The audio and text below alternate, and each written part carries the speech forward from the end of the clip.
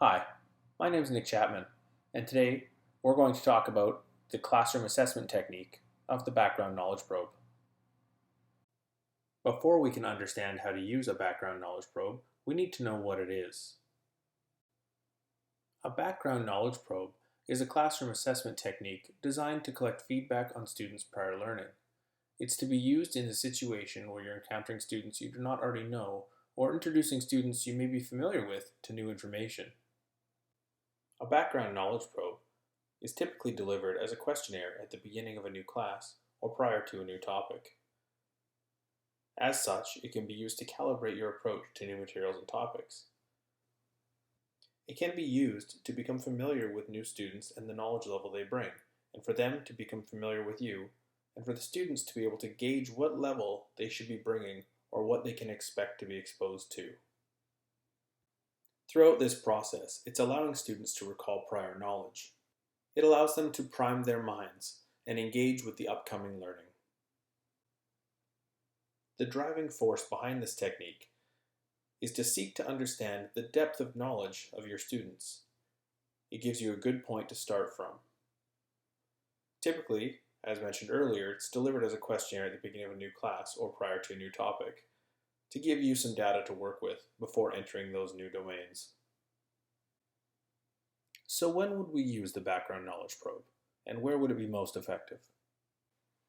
In the textbook, Classroom Assessment Techniques on page 121, there's a quote, "Background knowledge probes are meant to help teachers determine the most effective starting point for a given lesson."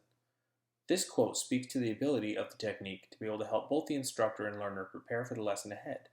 In this manner, the instructor is investigating the knowledge of their learners, and conversely, it provides the learner an opportunity to understand what level of information the instructor may be looking for them to bring to the class. Another appropriate use of a background knowledge probe would be when you're approaching new significant material.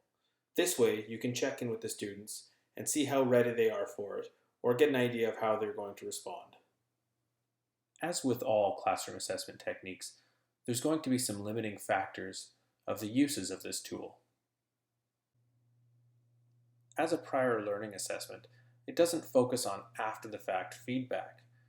This could leave something to be desired if you're looking for any type of feedback as to how effective the course was. Now, there are workarounds.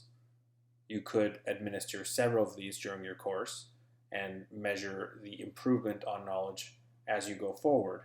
However, there are also different classroom assessment techniques that you can use for this instead. The advantages of a background knowledge probe are numerous, as it can be used at the beginning and throughout most courses. This strategy allows an instructor to get to know the knowledge base of their students and then check in on that knowledge base as the course goes on. If you're using this technique throughout the course, an instructor will be able to identify if the class, in approximation, is keeping pace with the material being taught. Given the flexibility of a background knowledge probe, you could make it as simple as you need to and as informal as a vocal check-in with your class as you're getting ready to approach new material. Best practices. Although there aren't any best practices listed for this particular strategy within its use document, I would suggest that if following the suggestions for a successful start in classroom assessment techniques, you could really apply all the listed suggestions. For example, if it doesn't appeal to your intuition and professional judgment as a teacher, don't use it. This speaks very loudly in that you should only use a specific technique if it already fits.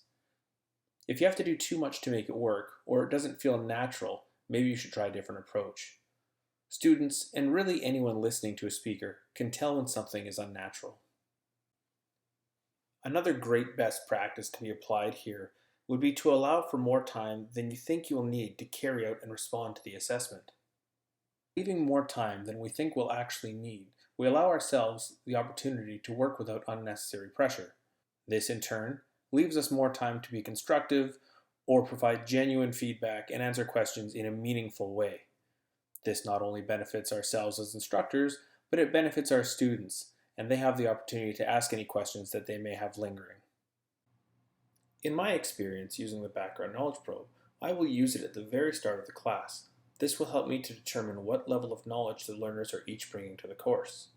After they have identified their current understanding of the topic, I then ask them what, if any, specific information they hope to learn in this course.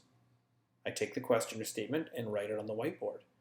After going through all the learners, we as a class review the list of questions and statements.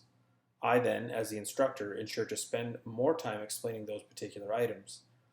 In the afternoon of the final day, I do one last check-in with the learners, ensuring we have addressed all collective knowledge gaps identified on day 1.